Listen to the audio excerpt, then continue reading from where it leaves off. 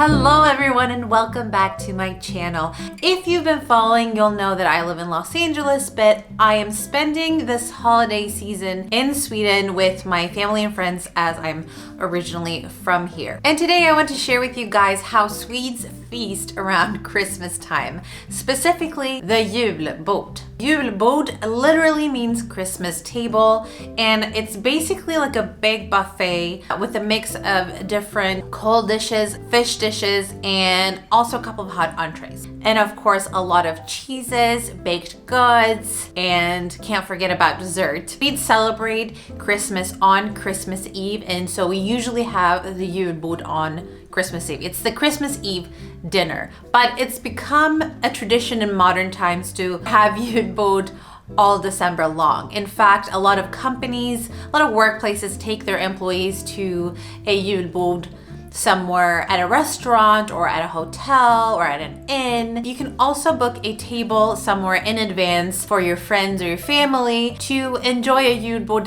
that might be a little different than the one you have at home. So it can be an all vegan. It can be an all vegan Julbord. It can be a high-end, very classy Julbord, which I was invited to this year at the National Archives of Sweden. Okay, so I pulled up some information here. The building is brick Romanesque from the 19th century and alludes to the medieval history of the area. And as the name states, it is the National Archives of Sweden. This is where the National Archives were held until 1968. So you get a bit of a history, and then you also get to experience the more traditional and classic way of having Julbord. A Julbord at the National Archives starts just like any other Julbord, which is with some mulled wine, Swedish mulled wine called glögg. And then you enter the building, you enter a little cozy bar, and you can grab a cocktail if you want. We got there early enough to have our glögg outside, but by the time we got in, our table was already ready.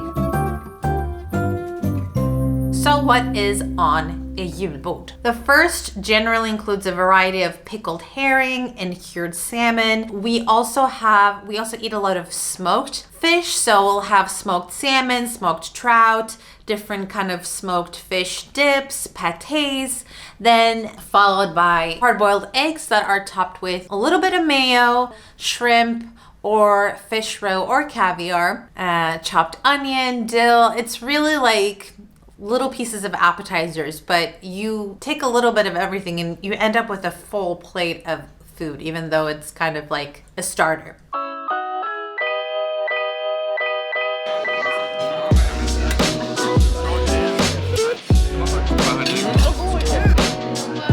Then comes all the deli meat. So we have salamis, we have sausages, we have different types of ham, we have cheeses. It's kind of like actually a charcuterie section.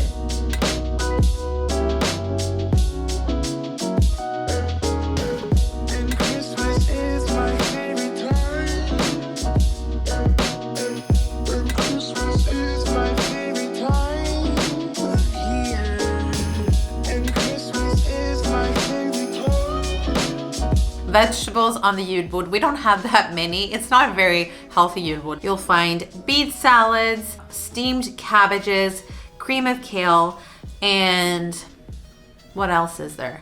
Although it's not a vegetable, there's a lot of potatoes. So we have boiled potatoes that you can either keep as boiled or you can drizzle some hot melted caramelized butter on top, which they had at the National Archives. That was so good.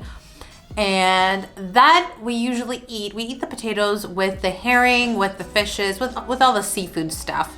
But then there's also another potato dish that's called Janssons frestelse, which is kind of like a gratin. It has potatoes that I think have been julienned, like little fries, layered with yellow onion, heavy cream. I think there's milk in it, and then there's anchovies, which are different than American anchovies. They have a little bit of a cinnamony, clovey flavor to them, and then they're very salt, so you don't really need to salt the dish. Oh, it's just one of my favorite dishes on the Christmas table. In terms of hot dishes, the classic dishes are Swedish meatballs, and then you have the little sausages called prinskorvar, which means prince's sausage. Another great hot dish are the smoky and sweet ribs that are excellent if you like pork. And just FYI, if you don't eat meat, the Julbord here also has plenty of vegan alternatives for almost all the dishes.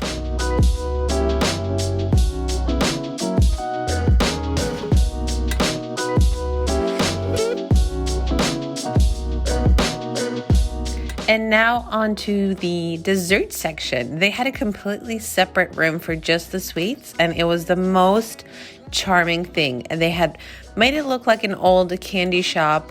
This was a treat not only for the kids, but totally rekindled the magic of childhood for the adults as well.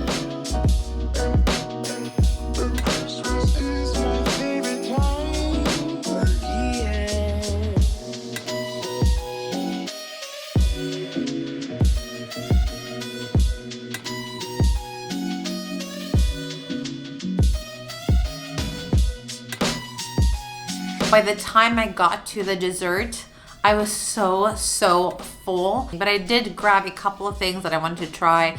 They did have a creme brulee, which is not very traditional, but I've noticed this year that a lot of Julbords in Stockholm had them. So had the creme brulee, and then they had different kinds of Swedish candies and chocolates. Those are really good. They also had a dessert called ris alla Malta, which is like a creamy rice pudding, and a saffron pancake, which is one of my favorite Swedish puddings as well, served with jams made out of Swedish berries like cloudberry and blue raspberries. I really loved the desserts. They were all really good, but I was just so full. Everything was delicious, all the cocktails, all the foods. I highly recommend it. I hope you enjoyed this video. If you did, give it a thumbs up. And if you are not subscribed to this channel already, make sure to hit the subscription button and the bell button next to it so you get notifications for upcoming videos. See you in the next one.